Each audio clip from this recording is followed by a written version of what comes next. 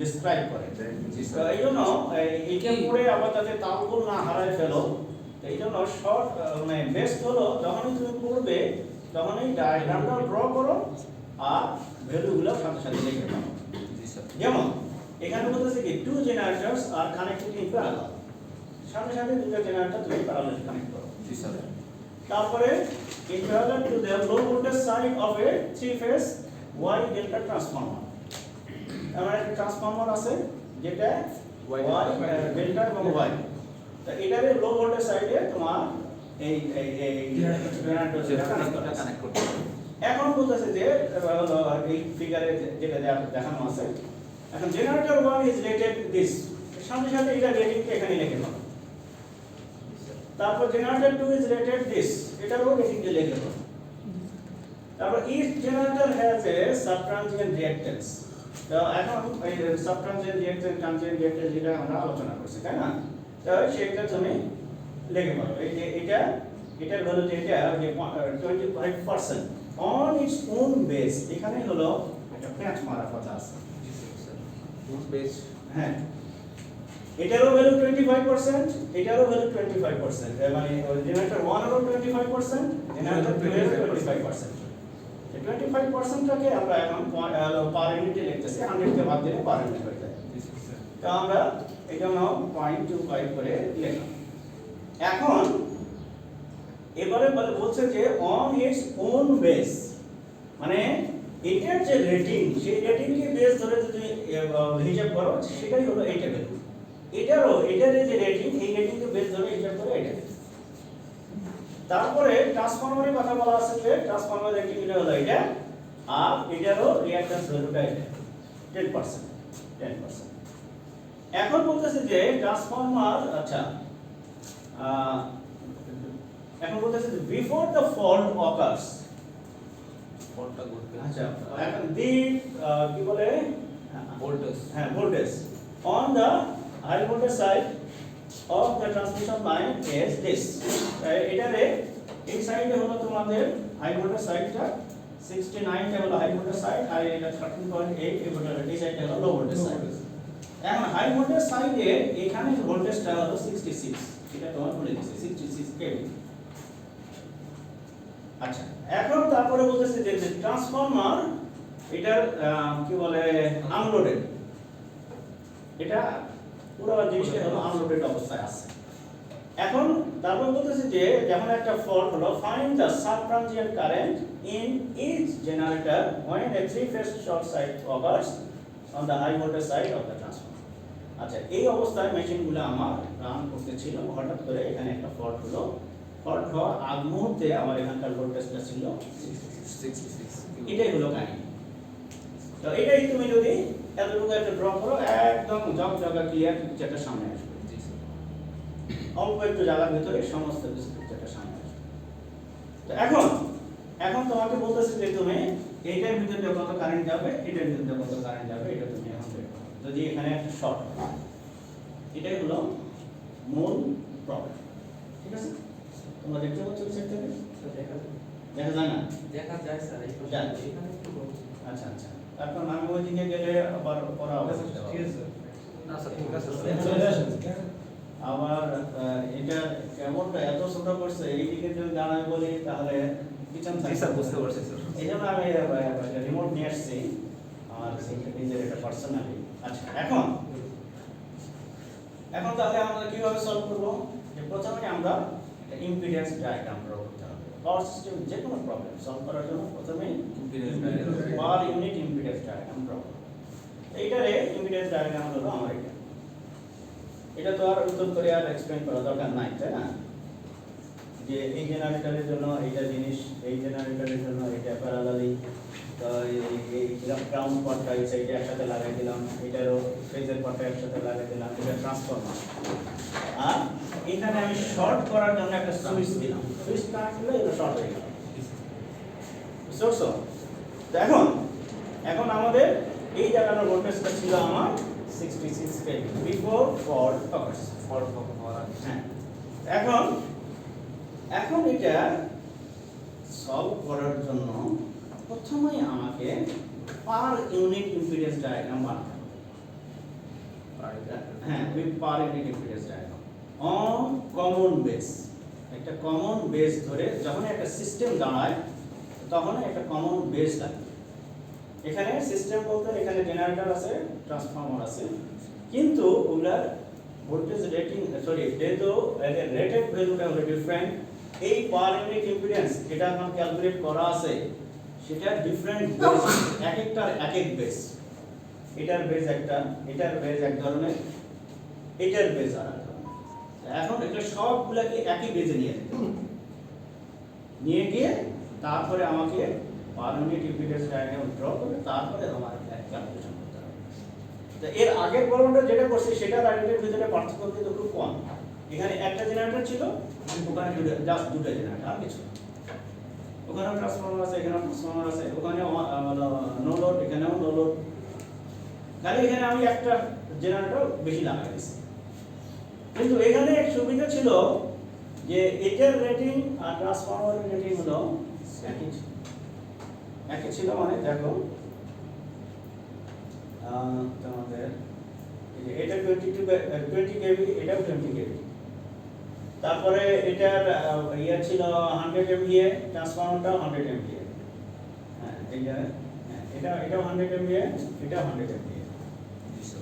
তো ভোল্টেজ আর power rating পাওয়ার base দুটোই সমান। তো এটাতে আমার এই জন্য কোনো চেঞ্জ করতে হয়নি। কিন্তু এটাতে আমার এটাতে আলাদা। হ্যাঁ এটাতে আলাদা। এটা 50 এমভিএ, এটা হলো 25 এমভিএ, এটা হলো 75 এমভিএ, এটা 13.8, এটাও 13.8, এটাও 13. ভোল্টেজটা সেম আছে, খালি পাওয়ারটা। এই জন্য আমার ডিফারেন্ট পাওয়ার ধরে নতুন বেস ধরে আমাকে ক্যালকুলেট করতে হবে। এই জন্য on a common base of 75 MVA আর 30 কেভি আমার এখন ওল্ড বেস নিউ বেস ধরে আমাকে চেঞ্জ করে দিতে হবে। তাই আমার নিউ বেস এটা, ওল্ড বেস এটা, আর এটা হলো ওল্ড পার, চেঞ্জ করলাম এটা। সিমিলারলি তোমাদের ট্রান্সফরমারটা আমাকে চেঞ্জ করতে হবে না।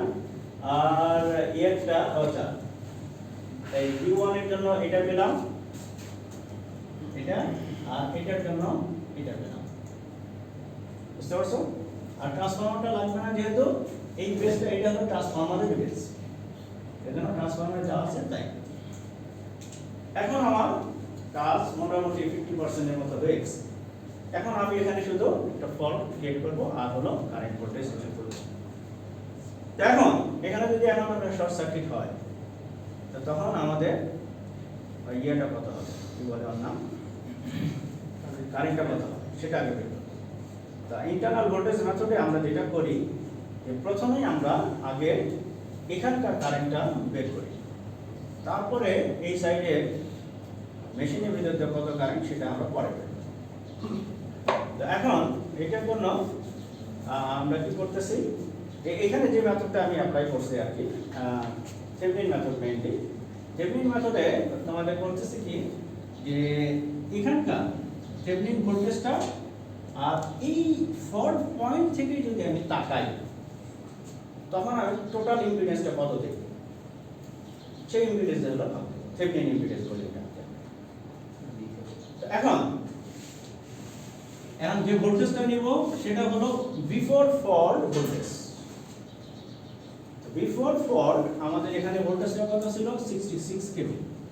এটাকে পার ইউনিটে বানালে 66 ডিভাইডেড বাই বেস কত 69 ছিল। তো 66 ডিভাইডেড বাই 69 আমাদের এই 66 ডিভাইডেড বাই 69 পার ইউনিট হলো 0.957। কারণ এই ভোল্টেজটা এটাই আমার থেভেনিন ভোল্টেজ অথবা বিফোর ফল্ট ভোল্টেজ। এখন সেটা আমরা ইয়ে করতেছি যে আর ইম্পিডেন্স কতখানি হবে। আচ্ছা আমি আগে থেভেনিন ভোল্টেজটাই ইয়ে করি, প্রি ফল্ট ভোল্টেজ অথবা থেভেনিন ভোল্টেজ যেটা divided by post fault impedance, Thevenin impedance আগে আর পরে। এখন এখান থেকে তার মানে এখান থেকে যদি আমি ফল্ট পয়েন্ট থেকে এই সাইডে তাকাই তাহলে কত ইম্পিডেন্স দেখব, কি লিখবো, এই দুটো প্যারালাল। আর থেভেনিন ইম্পিডেন্স বের করার সময় কি করা হয়, এগুলাকে শর্ট করে দেওয়া হয়, তাই না?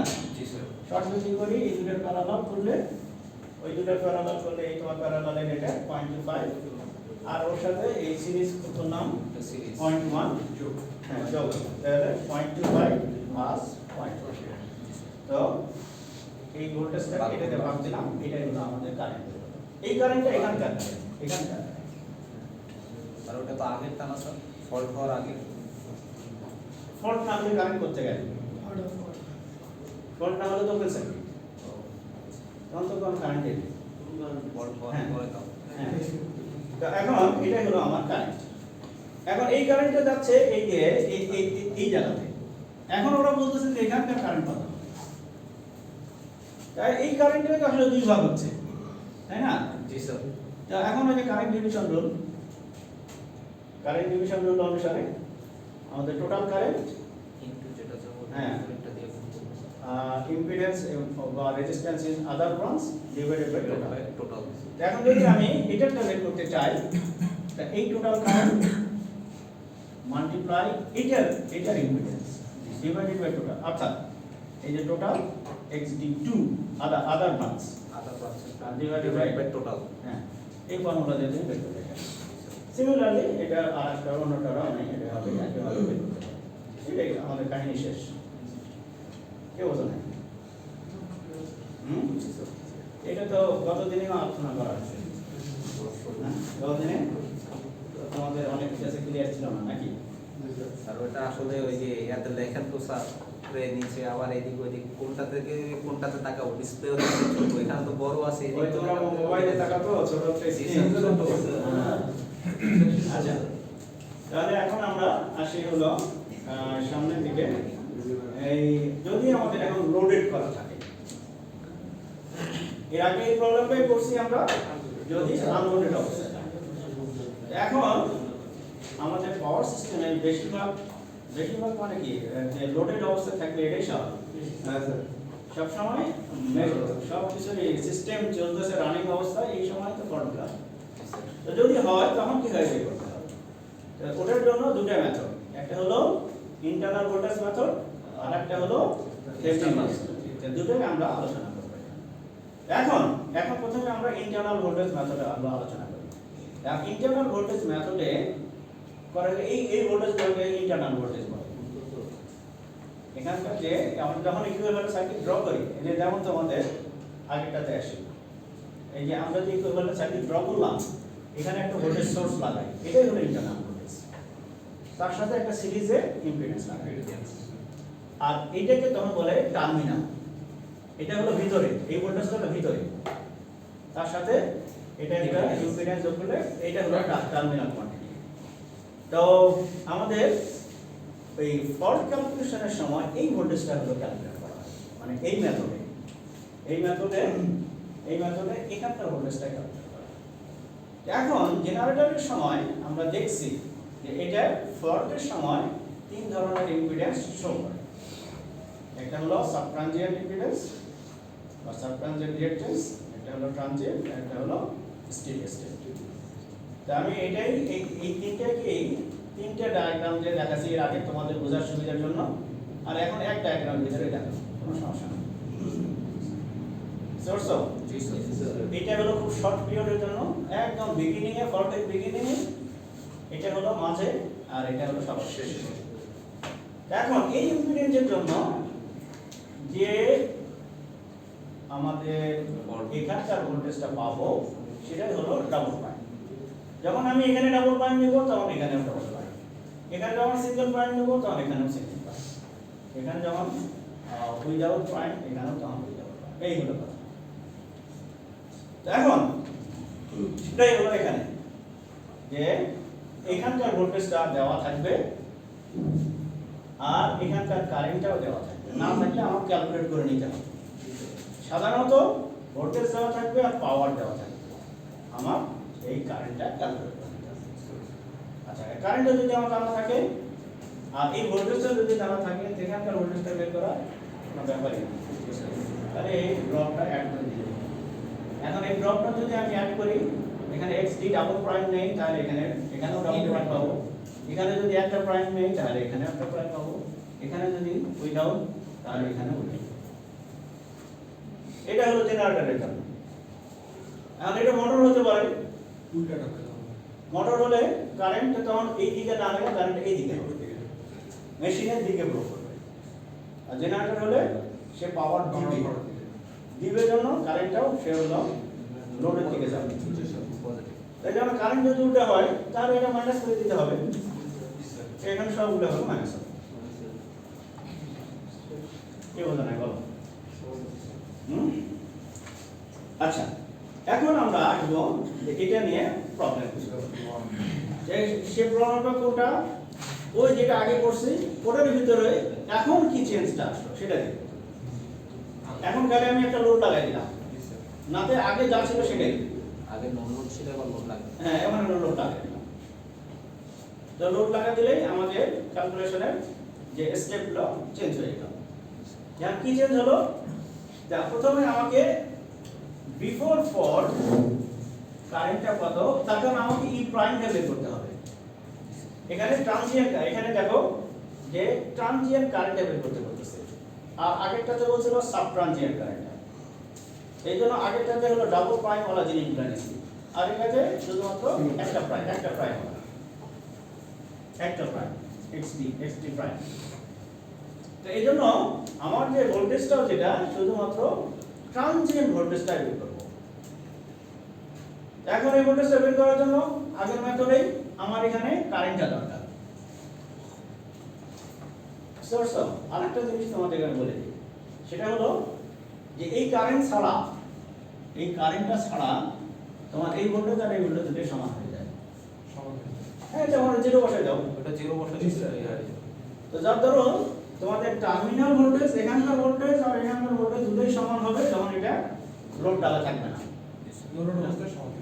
হ্যাঁ, আনলোডেড অবস্থায় দুটোই সমান হবে, এখানকার ভোল্টেজ আর এখানকার ভোল্টেজ সমান, টার্মিনাল ভোল্টেজ আর ইন্টারনাল ভোল্টেজ দুটোই সমান। এটা মনে রাখবে, এটা যেন আর পরবর্তীতে আর বলতে না, ঠিক আছে? লোড অবস্থায় দুটোই সমান থাকবে। হ্যাঁ, দুটোই সমান, কিন্তু যখন লোডেড করা হবে তখনই সমান হবে। এখন আমি এটা লোডেড করছি, তাহলে এখন আমার এটা বের করতে হবে, এটা দেওয়া আছে, তাহলে আমার কারেন্টটা দরকার। হ্যাঁ, কারেন্টটা কারেন্টের কোথায় ক্যালকুলেট করব?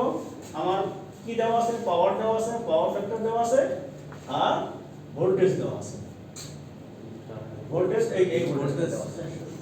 এই জন্য তোমাদের আমি বলছি যখন এই প্রবলেমটা পড়বে পড়ার সাথে সাথে সিম্বলটা দিয়ে দাও। লোড পাওয়ারটা দেওয়া আছে, এবং পাওয়ারের ভিতরে কিন্তু তোমাদের কখনো পি দেওয়া থাকবে, কখনো এস দেওয়া থাকবে। সোর্স কোনটা দেওয়া আছে সাথে সাথে তুমি যদি লিখে ফেলো, তাহলে তোমার এই প্রবলেমটা সলভ করার সময় অ্যাজ ইফ সব কিছু আমার চোখের সামনে আসতেছে। সোর্স আর নাতে এখন চিন্তা ভাবনা আছে কি করা যায়, অনেক কিছু অনেক ওর ভিতরে অনেক ভুল ভ্রান্তি হবে। আচ্ছা, এখন আমার এখানে দেখো ভোল্টেজ দেওয়া আছে, পাওয়ার ফ্যাক্টর দেওয়া আছে, আর পাওয়ার দেওয়া আছে।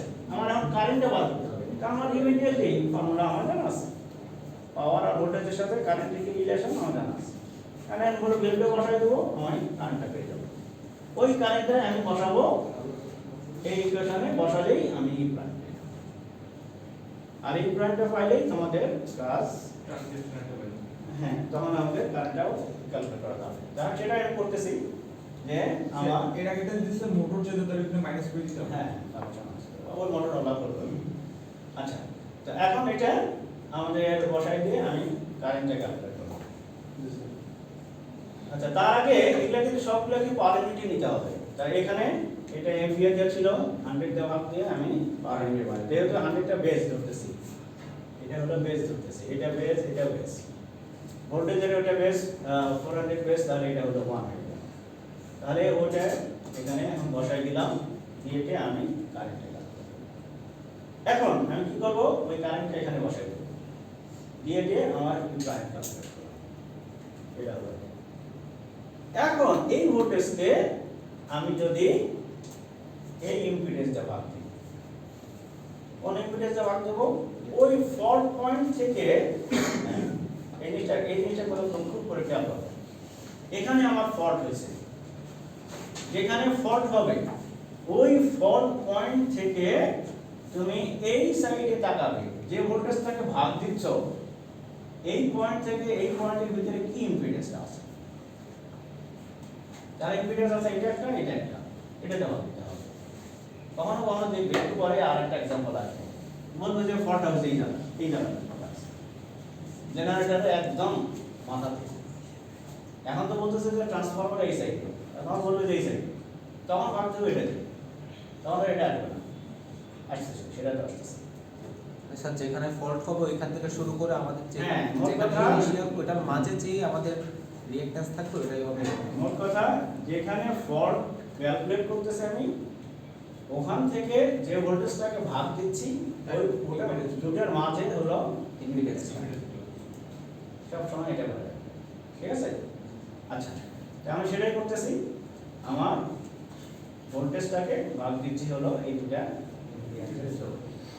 যেটা পরে তুমি পার ইউনিটে কারেন্টটা পেলে এটাই হলো তোমার পার ইউনিটে কারেন্ট। ওটাতে এখন তুমি যদি বেস দিয়ে মাল্টিপ্লাই করো তাহলে অ্যাকচুয়াল কারেন্ট পাবে। কি বলছেন বলো? স্যার আমরা যেমন কন্ট্রোল ওয়ানে কন্ট্রোল বুঝে বই আসছি সবসময় যে এমভিএ বা কেভি এটা দেওয়া থাকে, পাওয়ারটা দেওয়া থাকে, সবসময় আমরা অ্যাপারেন্ট পাওয়ার হিসাব করি। তো এই পাওয়ার সিস্টেমে এসে দেখতেছি সবই ওইটার সাথে এস দেওয়া থাকলে ওইটার সাথে আবার কমপ্লেক্স পাওয়ার বানানো হয়। এটা কেন বানানো হয়? কমপ্লেক্স পাওয়ারে হলে সুবিধাটা কি, এখানে তোমাদের এক পাওয়ার ক্যালকুলেট করাতে তোমার পি ক্যালকুলেট হচ্ছে, কিউ ক্যালকুলেট হচ্ছে, পাওয়ার ফ্যাক্টরও তুমি বের করতে পারতেছো একটার ভিতরে সব। বুঝতে পারছো? তখন আর তোমাকে আলাদা আলাদা কিছু করতে হচ্ছে না। যদি শুধু আমি অ্যাপারেন্ট পাওয়ার বলতাম, এই যে ধরো শুধু যদি এখানে যেমন এমভিএ বলা আছে, সাথে পাওয়ার ফ্যাক্টর না বলে দিলে হবে না। পি বলা থাকলেও পাওয়ার ফ্যাক্টর বলে দিতে হবে, কিন্তু কমপ্লেক্স পাওয়ার বললে তখন আপনার অন্য কিছু আর বলার দরকার নেই, ওই একের ভিতরে সব ইনফরমেশন আছে। যেমন এই যে এখনই আমরা ক্যালকুলেট করলাম,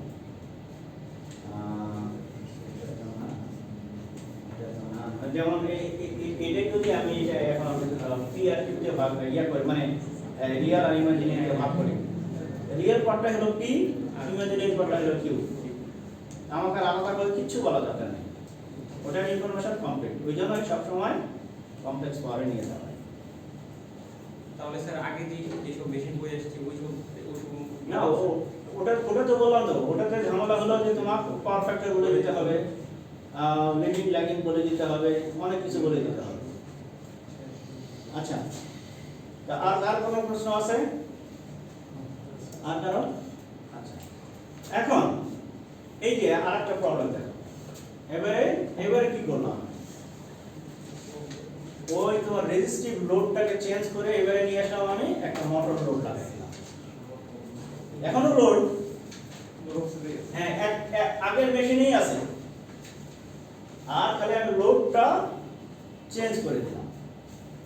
আমার রেজিস্টিভ লোড আগে ছিল, সেটা এখানে এখন এসে একটা মোটর বসাই দিলাম, আর কিছু করিনি। বুঝতে পারছো? আর কিছু হ্যাঁ। তো এখন তোমাকে বলতেছে যে এখন আমার ফল্টটা হলো এই জায়গায়, বললাম না একটু আগেই যে এবারে ফল্টের লোকেশনটা আমি চেঞ্জ করে দিয়েছি। আগের লোকেশনটা ছিল এখানে, এখন পুরো করলাম যে এখানে। এখন তুমি ক্যালকুলেট করো এই মেশিনের ভিতরে কত কারেন্ট যাবে, যদি এখানে ফল্টটা হয় এই মেশিনের ভিতরে কত কারেন্ট যাবে। প্রবলেমটা আগে যে আমার একটা সিনক্রোনাস মেশিন ছিল, যেটা একটা ট্রান্সফরমার বা ট্রান্সমিশন লাইনের সাথে লাগানো ছিল, আর এই সাইডে একটা মোটর লাগানো আছে। এখন মোটরটা রান করতেছে একটা সার্টেন ভোল্টেজে। এই যে মোটরটা লাইন রিঅ্যাকট্যান্স অফ দিস, মানে এই লাইনের রিঅ্যাকট্যান্সটা দেওয়া আছে 0.1, আর এটারও ভ্যালু দেওয়া আছে তোমার 0.25, আর মোটরেরটা দেওয়া আছে হলো 0.3। আর সবগুলোই কিন্তু তোমার 100 MVA বেস, এই জন্য আমাকে আর কোনো চেঞ্জ করতে হলো না। আর আরো একটা কারণ, সেটা হলো এখানে কোনো ট্রান্সফরমার নাই। ট্রান্সফরমার থাকলে ভোল্টেজ বেসটা হলো দেখতে হতো আমার যে ঠিক আছে নাকি, যদি না থাকে তাহলে আমার চেঞ্জ করে নিতে হবে। আচ্ছা, তো এখন আমি কি করব, আমাকে কারেন্টটা ক্যালকুলেট করতে হবে। আগেরটা যেমন লোডের পাওয়ার দেওয়া ছিল, পাওয়ার ফ্যাক্টর দেওয়া ছিল, ভোল্টেজ দেওয়া ছিল, কারেন্টটা ক্যালকুলেট করছি, এখনো তাই। এখন এখানে কি পাওয়ার দেওয়া আছে? এখানে দেওয়া আছে রিয়েল পাওয়ার। আগে ছিল এস দেওয়া ছিল, পাওয়ার ফ্যাক্টর দেওয়া আছে, এবং এটা ল্যাগিং না লিডিং সেটা বলা আছে। আগেরটা ল্যাগিং ছিল বা কিছু একটা ছিল। তো জায়গা যেটাই থাক, আগেরটাতে মোট কথা আমাকে এখন কারেন্ট ক্যালকুলেট করতে হবে এই পাওয়ারের ইনফরমেশন। আর এই ভোল্টেজে মেশিনটা রান করতেছে, তার মানে এখানকার যে ভোল্টেজটা আছে সেটা দেওয়া আছে 20 কেভি। তো এখন আমাকে বললাম যে আমি কারেন্টটা ক্যালকুলেট করব। তো এখন কারেন্ট ক্যালকুলেট করতে গেলে পাওয়ার ডিভাইডেড বাই ভোল্টেজের কনজুগেট। এখন পাওয়ার কোনটা দেওয়া আছে সেটা আমি দেখব, এবং কত দেওয়া আছে সেটা।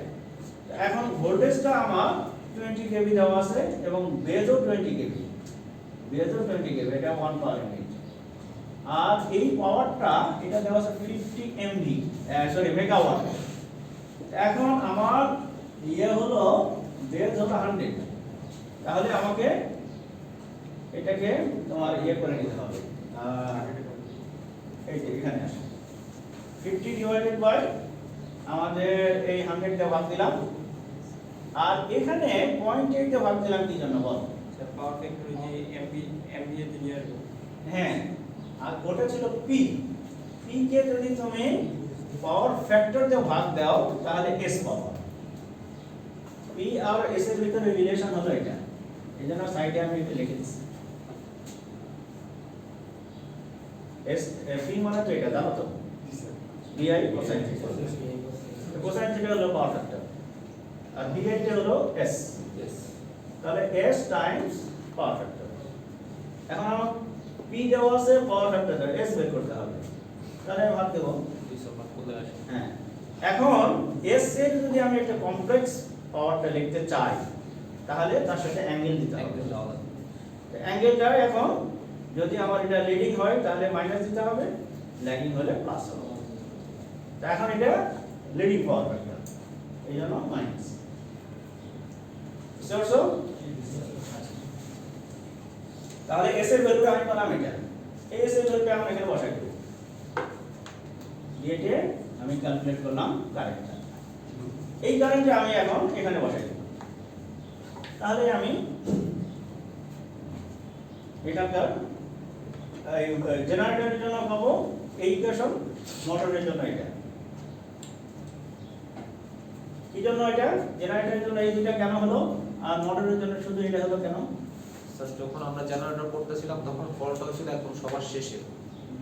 না, এখন এই বিষয়গুলো এই জন্য আমি এখানে লিখে দিছি, এই বিষয়গুলো পুরোটাই হলো ফল্ট হওয়ার আগের কাহিনী। এখন আমি ফল্টে যাইনি।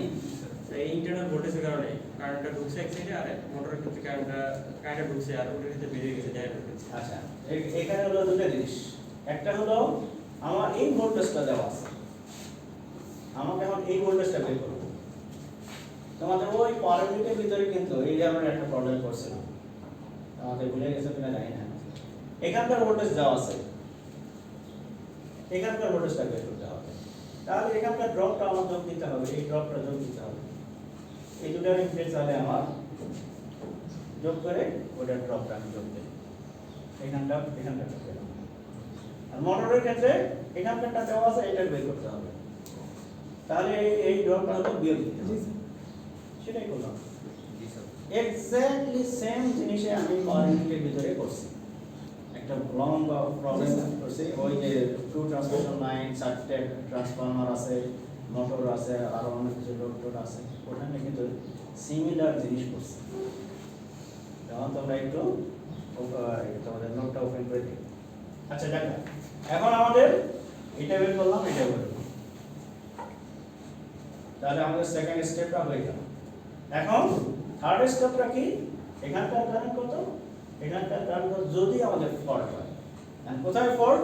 ফল্ট হচ্ছে এই জায়গায়, এখানে বলা আছে determine the transient current in each of the two machine and in the short circuit. এই মেশিনের ভিতর দিয়ে কত কারেন্ট, এর ভিতর দিয়ে কত কারেন্ট, এই ফল্টের ভিতর দিয়ে। এই দুটো দিয়ে বের করতে হবে। এখন বলছে যে এখানে ফল্ট হলে এই ভোল্টেজকে ভাগ দেব কোনটা দিয়ে, এখানকার আর এই ভোল্টেজের মাঝখানে যেটা ইম্পিডেন্স আছে সেটা দেওয়া হবে। এটা যদি ভাগ দেই তাহলে এই কারেন্টটা পাবো, আর এইখান থেকে এই পর্যন্ত অর্থাৎ এই ভোল্টেজকে যদি এই এখানকার এই দুই এলিমেন্টের মাঝখানে যে ইয়াটা ইম্পিডেন্সটা আছে সেটা যদি ভাগ দেই তাহলে আমি এই কারেন্ট এই সাইড থেকে কত কারেন্ট আসছে সেটা পাবো। তো সেটাই আমি করতেছি। তো এখানে ওই হাতে লেখা জিনিসগুলো আবার টাইপ করাও আছে। তো তোমাদের এই পর্যন্ত আমি কাজ ছাড়ছি, এই পর্যন্ত আমি ওই হাতে লেখা দেখাই দিচ্ছি। এখন এই যে জেনারেটর ভিতরে যেটা কারেন্ট, এটা হলো ডিউরিং ফল্ট। আগে এই পর্যন্ত যা ছিল বিফোর ফল্ট, এটা হলো ফল্টের সময় কি ঘটছে। এই ভোল্টেজকে এটাতে ভাগ দিলাম, এই কারেন্টটা করলাম জেনারেটর ভিতরে কারেন্ট করলাম, এই ভোল্টেজকে এটাতে ভাগ দিলাম, মোটরের ভিতরে ভাগ দিলাম। এখন দুই সাইড থেকে দুই কারেন্ট আসতেছে ফল্টে, তাহলে দুই কারেন্ট একসাথে যোগ করে দিলাম, তাহলে আমি ফল্টের বিদ্যুতের কত কারেন্ট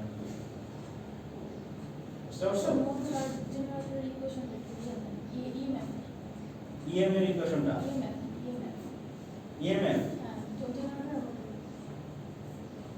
এটা তো ইন্টারনাল ভোল্টেজ, আর এইটা হলো আমাদের জেনারেটরের ইকুইভ্যালেন্ট সার্কিট। সিমিলারলি এটা হলো মোটরের ইকুইভ্যালেন্ট সার্কিট এক্স্যাক্টলি সেম, কোনো সমস্যা নেই।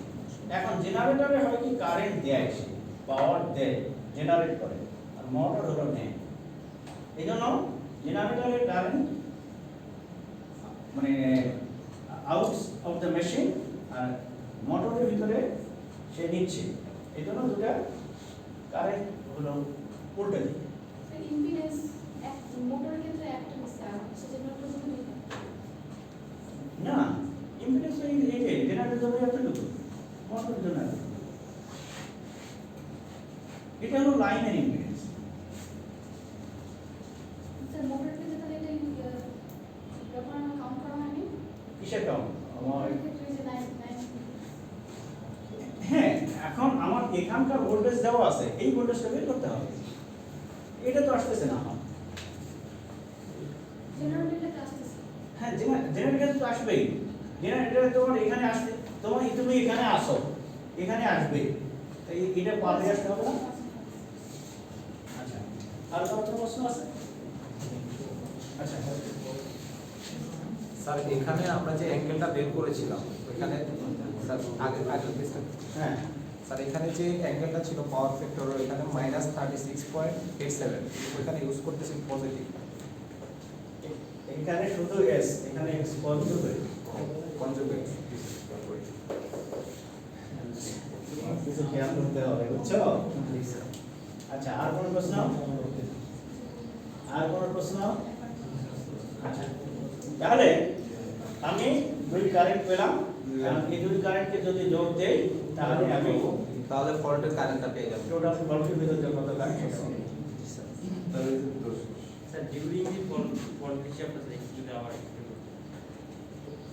মানে এই ক্যালকুলেশনগুলো যতখানি করলাম সেটা হলো বিফোর ফল্ট, ফল্ট হওয়ার আগ পর্যন্ত যে কাহিনীগুলো করছে সেটা, আর এখান থেকে শুরু হলো ফল্ট হওয়ার পরের কাহিনী। এটাই কথা,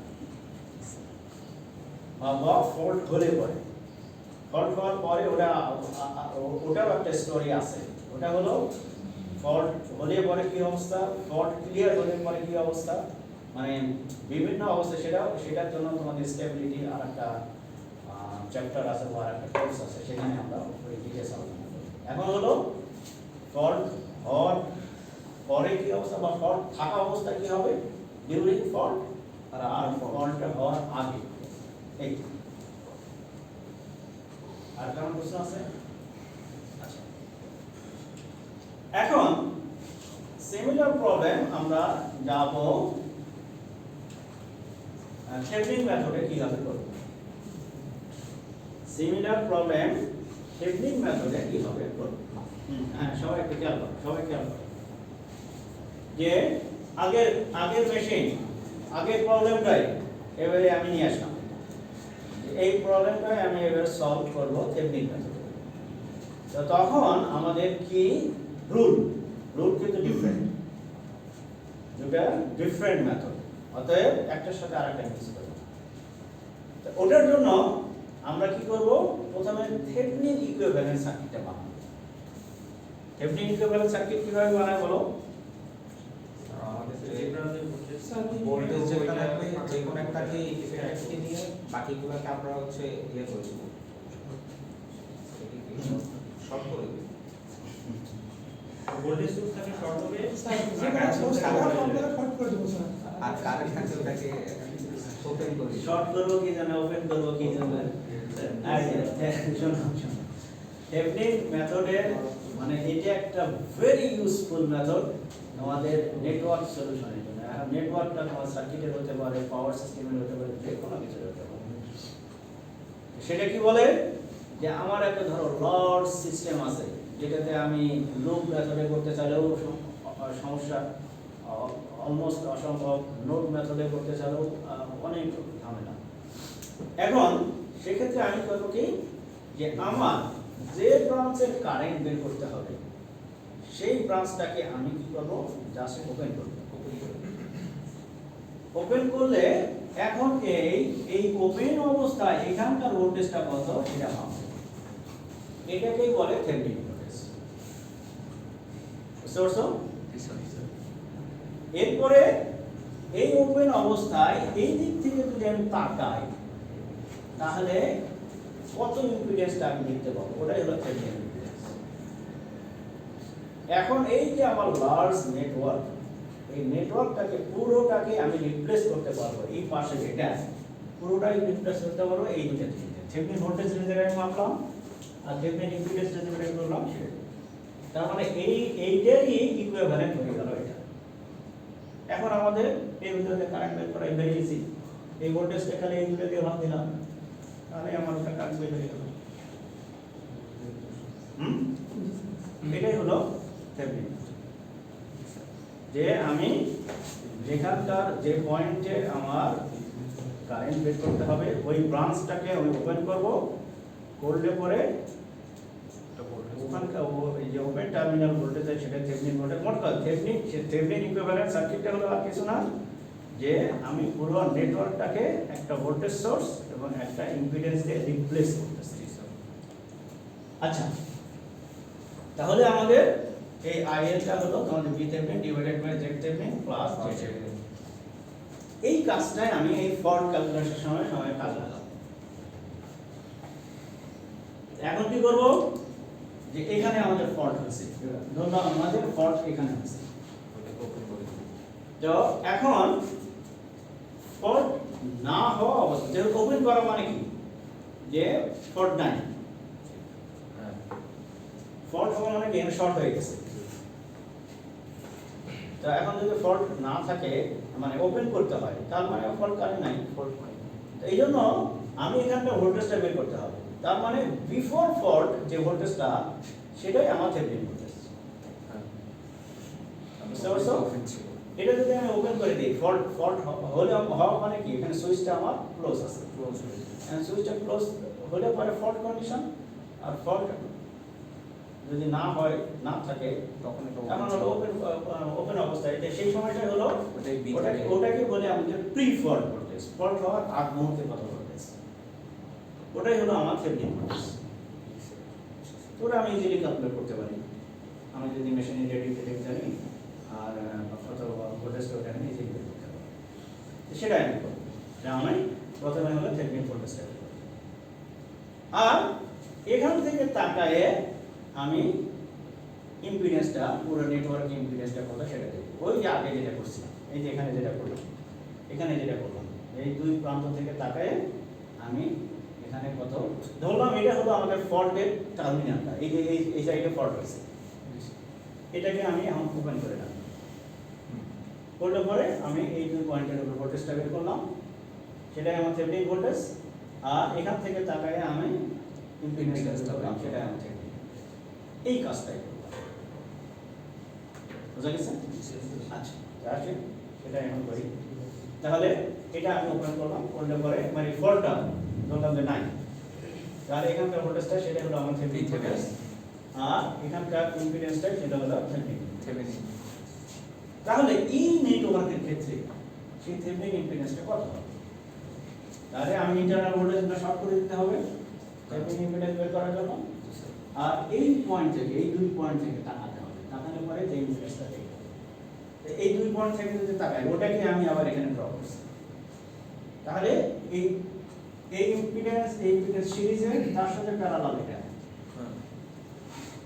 তার মানে থেভেনিন ইম্পিডেন্সটা হচ্ছে এই ইম্পিডেন্স প্লাস এটা আর তার সাথে প্যারালাল করব এটা, এটা আমি ইজিলি বের করতে পারব। এখন আমি এটা নিয়ে এসে বসাই দেব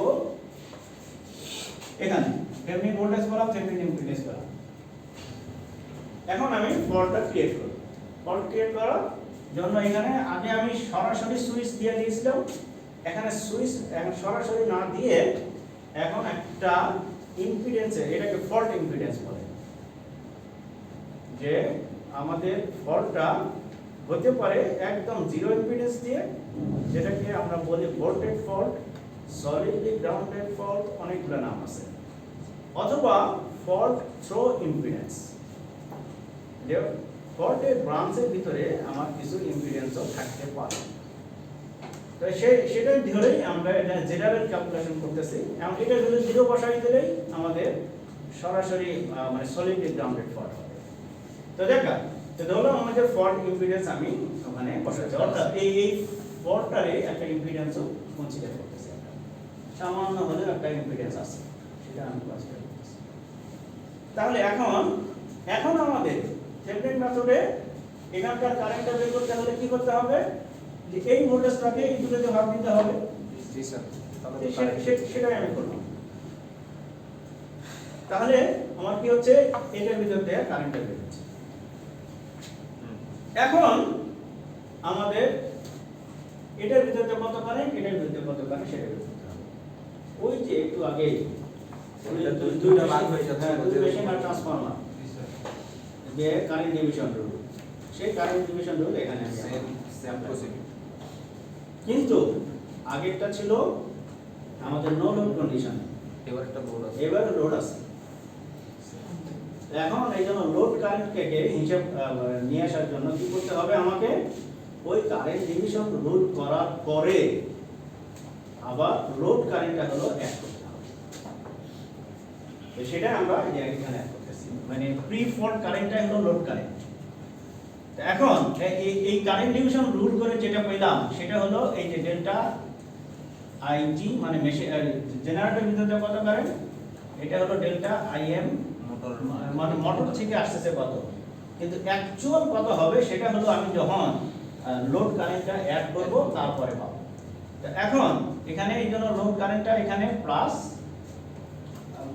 আর এখানে হলো মাইনাস। কি কারণে এখানে প্লাস আর এখানে মাইনাস? স্যার একটাকে প্লাস একটা হলো কারেন্ট এই দিক দিয়ে কারেন্টটা এই দিকে আসতেছে।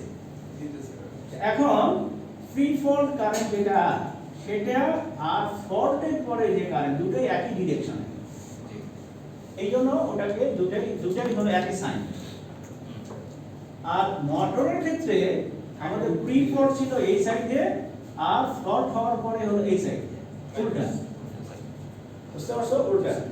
এই জন্য এটাকে যদি আমি পজিটিভ ধরি তাহলে এটাকে হলো নেগেটিভ। যেহেতু এটার ভিতর থেকে যে কারেন্টটা বের করতেছি সেটাকে আমি পজিটিভ কনসিডার করতেছি, তার মানে ডেল্টা এম এবং ডেল্টা আইটি দুটাকে আমি পজিটিভ করতেছি। আর এটা আর এইটা একই ডিরেকশনে হওয়ার কারণে আমার দুটাই পজিটিভ, আর মোটরের ক্ষেত্রে এটা হলো মাইনাস। করা যাবে? প্রসিডিউরটা স্যার অনেক লেন্থি তো স্যার। না, লেন্থি না, এই জন্য তোমাদের আমি স্টেপগুলো রেখে দিচ্ছি। ফার্স্ট স্টেপ তুমি এটা বের করো, থেভেনিন ভোল্টেজ আর সেকেন্ড স্টেপ হলো থেভেনিন ইম্পিডেন্স বের করো, থার্ড স্টেপ তুমি ফল্ট কারেন্টটা বের করো, ফোর্থ স্টেপ তুমি এই কারেন্ট ডিভিশন রুল করো, 5 স্টেপ হলো তুমি যেটা হবে আসল যে মাত্রা ওটা বের করো। এই টোটাল 5টা স্টেপ। যদি ডিটেইলস স্টেপগুলো বলি, প্লাস মাইনাসের ভিতরে আরেকটা হ্যাঁ, এখন ফল্ট হওয়ার পরের কাহিনী আমি বলতেছি। ঠিক আছে। এখন এখানকার কারেন্টটাকে আমি এই কারেন্টটাকে পজিটিভ ডিরেকশন বলতেছি। এখন এই কারেন্টে কত ভাগ এখান থেকে আসতেছে, কত ভাগ এখান থেকে, সেটা হলো ডেল্টা আইজি এবং ডেল্টা আই, এগুলো হলো কারেন্ট ডিভিশন রুল এই দুটো। এখন সেটা যেটা বের হলো ওটা আমি রেখে দিলাম। এখন আমি প্রি ফল্ট কারেন্টটা হলো যোগ করতে হবে। আর যোগ করতে গিয়ে এখন দেখবো এই কারেন্ট আর এখান থেকে যে এটা আসতেছে ফল্টের ভিতর দিয়ে দুটোই একই ডিরেকশন। এই জন্য এটার যা সাইন ধরছি ওটা একই সাইন এটারও নেব। এই জন্য জেনারেটরের ক্ষেত্রে আমার একই সাইন, আর মোটরের ক্ষেত্রে আমার প্রি ফল্ট কারেন্টটা ছিল এই দিক দিয়ে মেশিনের ভিতরে, কিন্তু যখন ফল্ট হলো তখন হলো এই দিকটা। বুঝতে পারছো? ফল্ট যখন ধরো এই পয়েন্টে ফল্ট হয় তখন দুই মেশিন থেকে কারেন্ট এসে এইভাবে আসবে। সেটা জেনারেটর হোক আর মোটর, হ্যাঁ, এটা ব্যাপার। ফল্টের মোট কথা ফল্ট যেখানেই হোক না কেন এই সাইড থেকেও কারেন্ট আসবে, এই সাইড থেকেও কারেন্ট আসবে। বুঝতে পারছো? এখন মোটরের ক্ষেত্রে কি দেখতেছি আমি, যে প্রি ফল্ট কারেন্ট আর ডিউরিং ফল্ট কারেন্ট এটা উল্টা ডিরেকশন। এই জন্য তোমার প্রি ফল্টটা তোমার হলো তখন নেগেটিভ কনসিডার করতে হবে। আর কারো প্রশ্ন আছে? আচ্ছা, এখন আমরা যে একটু আগে যে প্রবলেমটা সলভ করলাম সেটাই আমরা এখন এক্সেপ্টেন্স করব। এই যে এটাই হবে মোটর লড়াটা পরে করি। এখন সিম্পল এই যে আপনাদের লোড লড়াটা ছিল, তো সেখানে আমরা কি করব, যে যদি ফল্টটা না থাকে তখন কত ভোল্টেজ সেটা আগে বের করব, সেটাই হলো থেভেনিন ভোল্টেজ। সেটা আচ্ছা, প্রথমে আমি আগে পার ইউনিটে বানাই নিচ্ছি। এটাকে পার ইউনিট বানাই নিলাম, এটাকে পার ইউনিট বানাই নিলাম। তারপরে প্রি ফল্ট কারেন্ট হিসাব করব। বিফোর ফল্ট, প্রি মানে বিফোর, হ্যাঁ, তো প্রি ফল্ট আমার কারেন্টটা এটা গেল। এখন আমাদের ফার্স্ট কাজ কি, থেভেনিন ভোল্টেজ বের করা। থেভেনিন ভোল্টেজ কোনটা? স্যার ওপেন স্কোপ এই যে ফল্ট না থাকলে প্রি ফল্ট, হ্যাঁ, তো ফল্ট না থাকলে যেটা হবে সেটা হলো 400 ছিল, 400 কে পার ইউনিট বানালে 1, এই যে এটা হলো লোড ভোল্টেজ ছিল এবং ওইটাই হলো প্রি ফল্ট ভোল্টেজ। আচ্ছা, এখন আমি থেভেনিন ভোল্টেজকে থেভেনিন ইম্পিডেন্স প্লাস জেডএফ, এই ক্ষেত্রে হলো জেডএফ টা 0, যেহেতু ফল্ট ইম্পিডেন্স কথা কিছু বলে নাই অতএব আমি এটা 0 দেব। তো ভাগ দিলাম আমার এটা হলো আমার স্টেপ 3 শেষ। হ্যাঁ, স্টেপ 3 শেষ। এখন ওটার সাথে আমি যেহেতু মেশিন নাই আর একটাই মেশিন, এই জন্য আমার কারেন্ট ডিভিশন রুল করতে হলো না, শুধু জেনারেটরটা বের করব। হ্যাঁ, এখন জেনারেটরের ওই যে প্রি ফল্ট কারেন্টের সাথে এটা আমি এখন অ্যাড করে দিলাম, এর পরে আমার টোটাল কারেন্ট আসবে। 4 নাম্বার স্টেপটা আর আমাদের লাগছে না, হ্যাঁ, 5 নাম্বার স্টেপ। জানা আছে ডাক্তার, হ্যাঁ, সরাসরি 5 চলে গেলাম। এখন দেখো এই ক্যালকুলেশন আর আগে যেটা করছি আমি একই রেজাল্ট পাবো, মেথড আলাদা কিন্তু রেজাল্ট একই হবে। বুঝা গেছে? আচ্ছা, এখন এই প্রবলেমটায় আমি যদি ওই যে মোটর আর জেনারেটর একসাথে হলো এটাতে করি তখন কি দেখতে হবে, তখন এখানে আমার জেনারেটর এই সাইডে হলো মোটর, এরপরে ট্রান্সফরমার আছে, ট্রান্সমিশন লাইন আছে, ট্রান্সফরমার আছে, অসুবিধা নেই। প্রথমে আমি ইম্পিডেন্স ডায়াগ্রামটা ড্র করব, পার ইউনিট ইম্পিডেন্স ডায়াগ্রাম, একটা কমন বেস ধরে per unit impedance diagram draw করতে হবে। এটা হলো ফার্স্ট কাজ।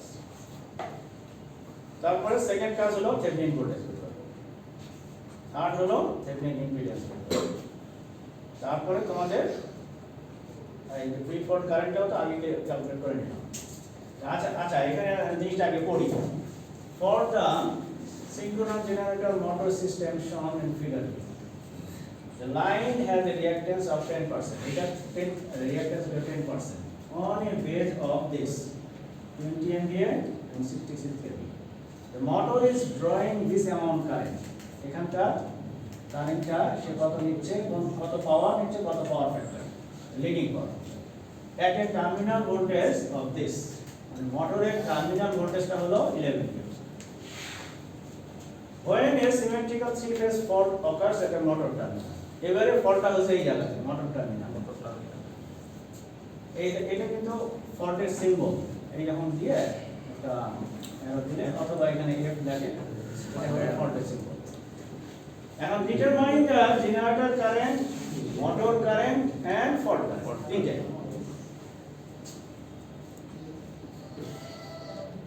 All reactances are given on 20 MVA and appropriate voltage base.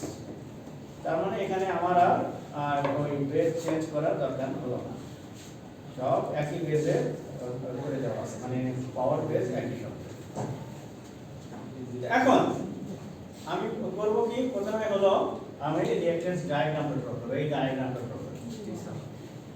Draw করে এখন তুমি কোন জায়গায় ফল্ট হচ্ছে সেই জায়গাটা আইডেন্টিফাই করো, করে এই ভ্যালুগুলো বসাই দাও, কোনটার মতো ভ্যালু আছে সবগুলো বসাই দাও।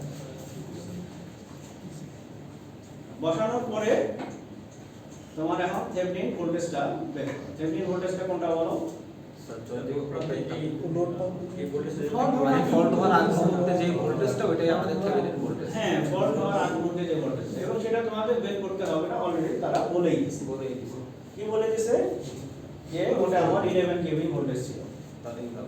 তো ওটাকে আমি পাওয়ার ইউনিটে নিয়ে গেলে আমাদের 0.86 হ্যাঁ এটাই হলো আমার থেভেনিন ভোল্টেজ। প্রি ফল্ট ভোল্টেজটা হলো থেভেনিন ভোল্টেজ। এখন ইম্পিডেন্স হলো এই প্রি ফল্ট কারেন্টটা আমি বের করলাম, তার কারণে এটা আমার দরকার হবে। তো প্রি ফল্ট কারেন্টটা আমি বের করলাম, এটা আমার ওই যে 5 নম্বর স্টেপের জন্য দরকার হবে, এই স্টেপের জন্য, এই যে এটার জন্য দরকার হবে, সেটা আমি আগেই ক্যালকুলেট করে দিলাম। তাহলে pre fault voltage, pre fault current আগে আমি ক্যালকুলেট করলাম। এই প্রি ফল্ট ভোল্টেজটাই হলো আমার থেভেনিন ভোল্টেজ। এখন আমার এই স্টেপে আসতে গেলে এটা আমার লাগবে থেভেনিন ইম্পিডেন্স। থেভেনিন ইম্পিডেন্সটা আমি নেব এই যে এই ডায়াগ্রাম, এটা সিরিজে আর এটা প্যারালাল। এটার ক্ষেত্রে কি হবে? এই প্রবলেমের ক্ষেত্রে তিনটা সিরিজ ছিল, এই ক্ষেত্রে চারটা এই সিরিজ। হ্যাঁ এই চারটা সিরিজ, এরপরটা হলো প্যারালাল। এটা প্যারালাল। প্রথমটা সিরিজ করে পরেরটা প্যারালাল করে দিব। এটাই হলো তোমাদের থেভেনিন ইম্পিডেন্স। এটা কিন্তু তোমাদের আমি হোমওয়ার্ক হিসেবে দিয়েছি, এই জন্য অর্ধেক করে দিয়েছি আর অর্ধেক তোমাদের জন্য রেখে দিয়েছি। যেন খুব কেয়ারফুলি শোনো, হ্যাঁ? তোমরা মনে করছো সবগুলো আমি তোমাদের করে দেবো, তাহলে তোমাদের ব্রেন তো এক্সারসাইজ হবে। হ্যাঁ, তা এখন স্যার মেশিনে ফল্ট হোক আর না হোক, এগুলো পুরো স্যার মনে হইতেছে মাথার মধ্যে ফল্ট হয়ে গেছে। লাস্টে এসে মনে হচ্ছে প্রশ্নটা ছিল এরকম মনে হয়। ওই জন্যই তো প্রথমে তুমি সবসময় ডায়াগ্রামটা ড্র করো এবং পাশে কোনো ভ্যালুগুলো লিখে ফেলো, তাহলে অটোমেটিক তোমার পিকচারটা ক্লিয়ার হয়ে যাবে, সামনে চলে আসবে। এখন থেভেনিন ইম্পিডেন্সটা তুমি বের করলে, তাহলে থেভেনিন ইম্পিডেন্স যদি বের করতে পারো তাহলে তোমাদের বাকি থাকলো কি বলো? থেভেনিন ইম্পিডেন্স বাই করার পরে আমাদের থেভেনিন ইম্পিডেন্স বের করার পরে জেডএফ এখানেও ছিল, এখানে কিছু বলে নাই, মানে এখানে ছিল জেডএফ ছিল, তাহলে এখান থেকে আমরা এটা ভাগ দিলেই তোমার আইএফটা আছে, ফল্ট কারেন্টটা পাবো। এখন এই কারেন্টটাকে তুমি ভাগ করো। জি স্যার, একটা মোটর থেকে আরেকটা হচ্ছে জেনারেটর জন্য। হ্যাঁ, অর্থাৎ তোমাদের এই তিনটা স্টেপ এখন বাকি রাখছি, তোমরা করবে এই স্টেপ, এই স্টেপ, এই স্টেপ। আগামী ক্লাসে দেখা হবে। বলো কে বোঝো নাই বলো, তার কারণ তোমাদের নিজে করতে হবে এটা, এই জন্য আগে বুঝো। বলো হ্যাঁ হ্যাঁ, এবং এটা করবা কিন্তু, এটা আমি বলবো যে করবে সেটা কিন্তু পরীক্ষা দিব, মনে রাখবে। এই কোশ্চেনটা অবশ্যই কোশ্চেন রাখো, তার মানে ওটা আমি এমনি দিচ্ছি না,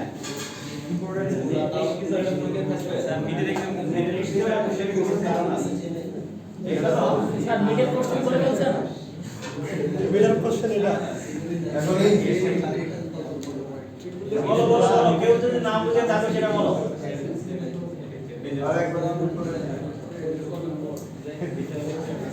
এখন বলো এখনো বলো, কেউ যদি না বুঝে থাকো